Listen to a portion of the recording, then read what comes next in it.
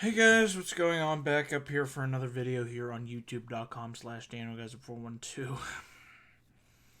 This pay-per-view. This piece of trash. This is my review for Hell in a Cell, folks. This is my review for Hell in a Cell. A show that I didn't have high expectations going into. A show that on paper, until the day of, had only 4 matches announced for it. A show which, outside of the first, I'd say 2 matches, was really nothing more than a giant waste of everyone's time. So, as you can tell, I'm just rip-roaring, raring to dive into my Hell in a Cell review. I had to channel my inner Vince McMahon pal, because it's such good shit. Oh, was it, Vince? Was it good shit what you did in that Hell in a Cell main event? Nah, I don't think so. I think the more and more, or the less and less the people watch the main roster product, they understand that the guy calling the shots here is simply out of touch. October 6, 2019, Sacramento, California, Golden One Center, Hell in a Cell came your way live on the WWE Network.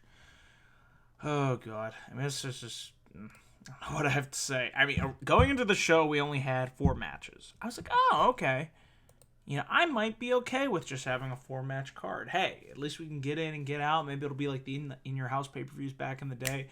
Won't waste your time. WWE decided, well, we have a pay-per-view this Sunday. I guess we should add some matches. I mean, all we're concerned about is Crown Jewel, you know, and we want our blood money. But you know what? We'll throw these people a bone here that paid their money to go to this show. And so we kick things off with Natalya taking on Lacey Evans for the 85th millionth time. Natalya won the match with a submission, put Evans in the sharpshooter. And now tonight on Monday Night Raw, a show that I'm skipping this week because I think I've had my fill of the main roster product. We're getting a last woman standing match between Natalya and Lacey Evans. It'll be such good shit, pal. Thanks, Vince. Show opened with the best match of the show. Match of the year contender, I think. Becky and Sasha beat the ever-loving shit out of each other. So before the match even starts, Sasha goes after Becky. They begin brawling. You know, Banks throws Lynch into the cell. The cell eventually comes down. But before the ref can even close the door, Lynch takes the chain around her fist. She begins pummeling the hell out of Sasha Banks, taking Banks' face, ramming it against the cell back and forth like it's some type of cheese grater. There was a really sick spot here in this match where, Sasha Banks got a bunch of chairs, and she was able to suplex Becky Lynch off the chairs, and man, that was sick.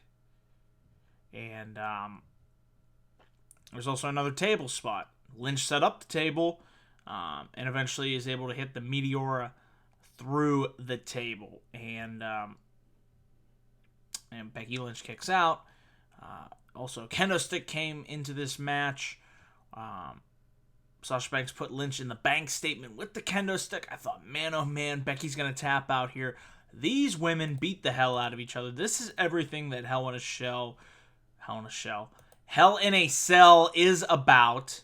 And I'm just watching that Meteora by Sasha Banks, just cutting Becky Lynch in half through that table. That was freaking sick. There's another great spot here where Lynch sat Sasha Banks on top of this chair. They had 2 kendo sticks, holding the chair up. And Becky Lynch had a drop kick onto Sasha Banks, going headfirst into the cage. But towards the end of the match, like I said, Sasha got a bunch of chairs in the ring, and Lynch hits Banks with a chair, hits the exploder suplex onto Sasha Banks, off the top, onto the pile of chairs. Becky locks Sasha Banks into the disarmor. Sasha Banks taps out, and over 21 minutes, 50 seconds, I thought these women stole the show. Match of the year candidate. Hell of a match. If you're going to go back and watch this pay-per-view, just watch it for this match, because kudos to Sasha Banks and Becky Lynch for salvaging what Hell in a Cell is all about. You two women kicked some ass. Great match. Pay-per-view continued rolling here.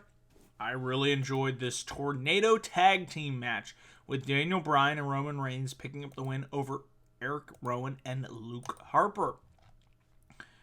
Another good match here. At this point in the show, I was like, wow, we got two back-to-back really good matches. Thought this tag match, started a little slow here, but it kept building and building. And, when Bryan got in there, he hit the hot tag. He's just clearing house there. It made me miss Daniel Bryan as a babyface so much. But eventually, towards the middle portion of this match, Erick Rowan and Luke Harper, they're able to take out Roman Reigns. They clear off the announce table. Bryan pull him out of the ring. And Reigns surprises Rowan with a drive-by. Harper hits a suicide dive, taking out Reigns. And Harper and Rowan, like I said, body slam Erick Rowan, who takes a piece of the ring barricade apron, clocks Roman Reigns, sends him going into the crowd here. And then they turn back to Daniel Bryan, and they try to powerbomb him onto the announce table. Bryan turns that into a reverse Rana. Harper goes flying. Reigns runs the length of the tables and spears Erick Rowan through the table. That was a really sick spot there. Bryan gets back in the ring. Harper tries a reverse sit-out powerbomb off the top rope. That was some sick height right there. Bryan kicks out. And Bryan hits the Busaku knee. Reigns Superman punches Luke Harper. Hits the spear for the win. Afterwards, they kind of teased maybe that Daniel Bryan was going to maybe turn heel. He offered his hand to shake Roman's. And he kind of blew him off there and said, no. We should hug it out.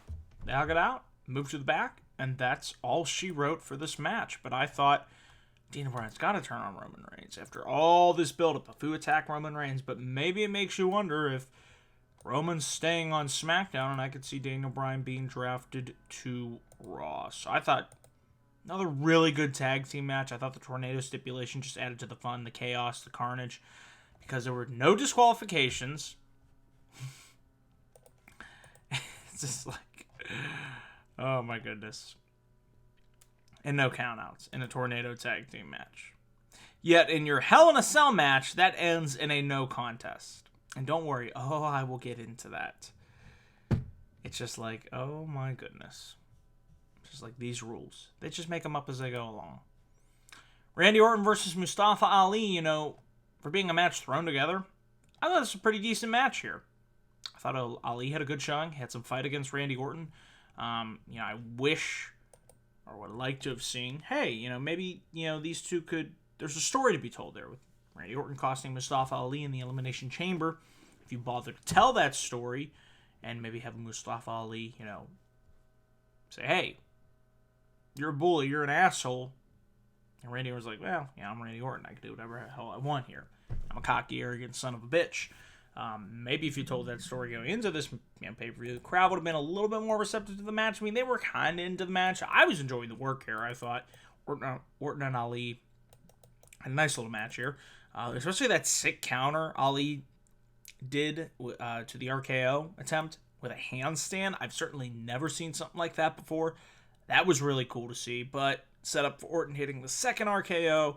He gets the win over Mustafa Ali. Nice showing for Ali on pay-per-view, but no doubt in my mind who was going to win this match, and that was Randy Orton. Next match on the card here. And I actually thought this wasn't, another decent match here on the show.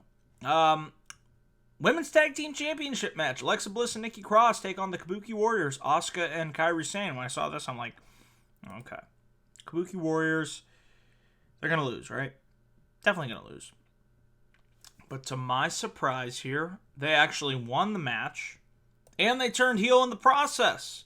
So throughout the match, they were kind of using heel tactics throughout. I mean, Kairi Sane finger poked Nikki Cross in the eye. And there's just little instances of, you know, time and time again, them teasing turn heel here.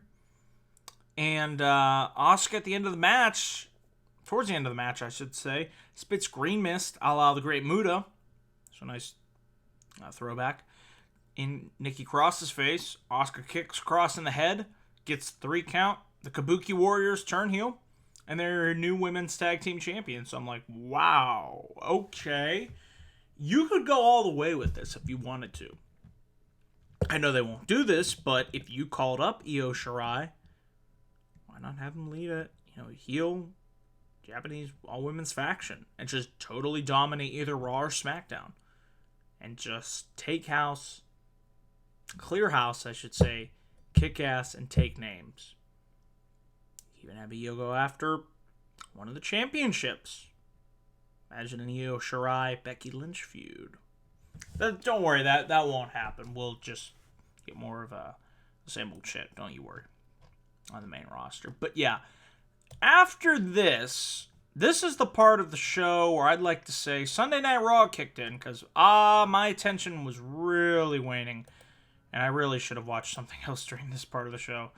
I'm just going to breeze by this stuff. The Viking Raiders and Braun Strowman versus the OC.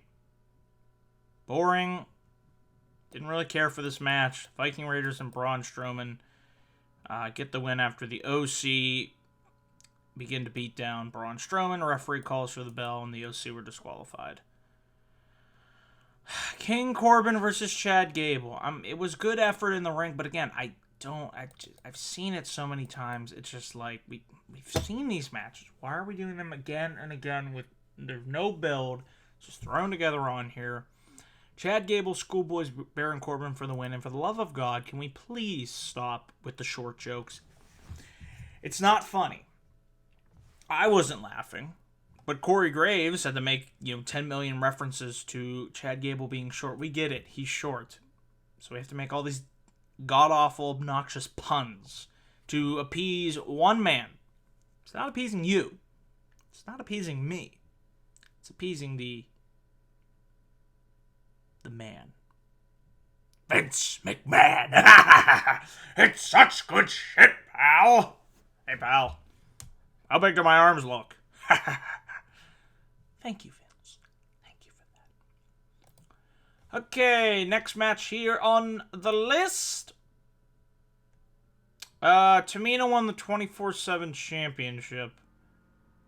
And R-Truth chased her and then pinned her before...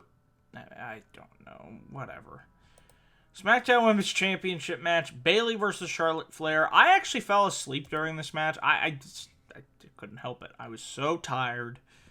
I was so, at this point, bored in the show. Charlotte put Bayley in the figure 8.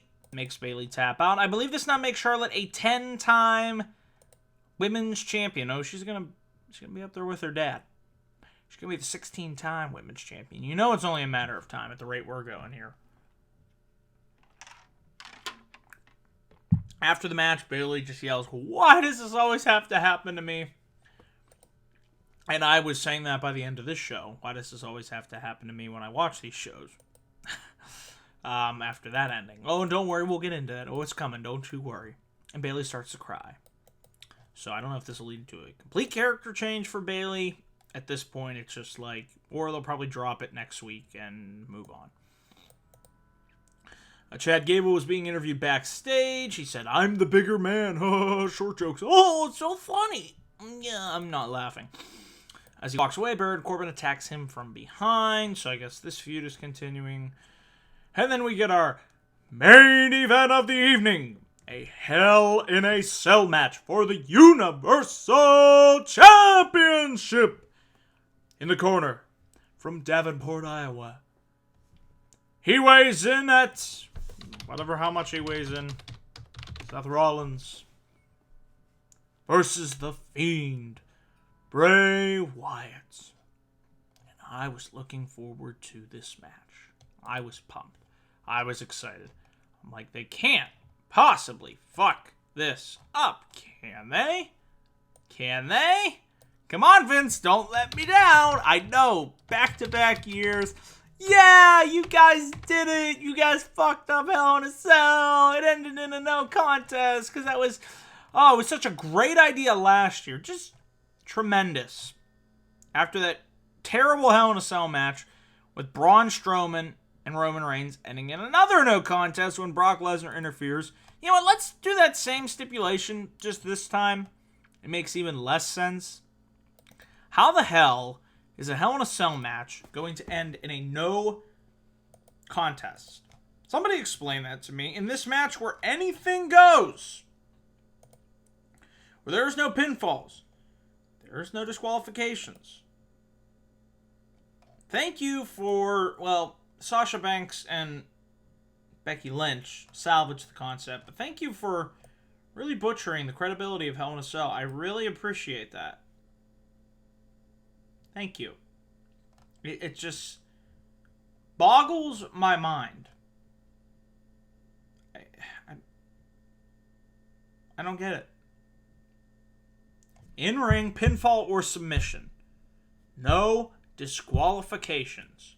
We've seen Hell in a Cell matches more violent than this. Hell, in this match, Bray Wyatt was using a mallet 10 times bigger than the sledgehammer that Seth Rollins was going to hit Bray Wyatt in the head with. Ref's like, don't do it, Seth! Don't do it! This is not who you are! Because, yeah, when I think of Hell in a Cell, I think of good sportsmanship. That made no sense. And the Fiend kicked out of 11 curb stomps. 11. Boy, you really don't want me to take that move seriously. I thought, okay, maybe he'll kick out maybe 2, 3, okay, 11. At that point, it was just laughable. I'm just like, I can never take this move seriously again. He hit him with the pedigree. It's just like, he hit him with a chair in the head. It's just like, okay, this is good. The Fiend's dominant. The Fiend will not die. As I said in my live review. Or not my live review, my live reactions. What the hell am I talking about? I'm so pissed right now. A no contest. And the crowd let them have it. There were boos. There were bullshit chants. There were AEW chants. Good, keep that up. There were we want refund chants. The problem is with this is I had expectations. And with WWE, that is never a good idea. Not with the main roster. Because they never meet your expectations. They know how to fuck you over in the ass. And you're going to enjoy it. Let me tell you. Yeah, this match sucked. And it really hurt the Fiend's momentum. Now, he's not dead.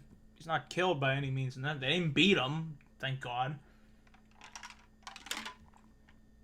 All you had to do was have him beat Seth Rollins. It's so simple, but sometimes this company is so stubborn. It's just one man. The buck stops with you, Vince, so I'm calling your ass out. It starts with you. But hey, it saves me the time from watching Raw or SmackDown this week. I need a break. NXT AEW is good enough for me. If I had to give a grade for this pay-per-view, I'm going to go D+. Bad. Show. It's a shame because there was some good stuff on this show, like I said.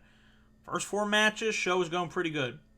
After that, show took a giant fall off a cliff. So let's check the Twitter poll before I go off the air here, guys. Last check, 42 votes, 12% thumbs up, 88% thumbs down. Thank you guys for making your voices heard. That does it here for my live review for Hell in a Cell 2019. Be sure to leave your comments down below for what you thought, what you liked, what you didn't like at Hell in a Cell. Be sure to follow me on Twitter at DanoGuys412. Be sure to follow me on Facebook.com/DanoGuys1994. Links can be found down below in the description box. That is it for this video, guys. I am out until my next video. Thank you all for watching, and have a great night. See you guys.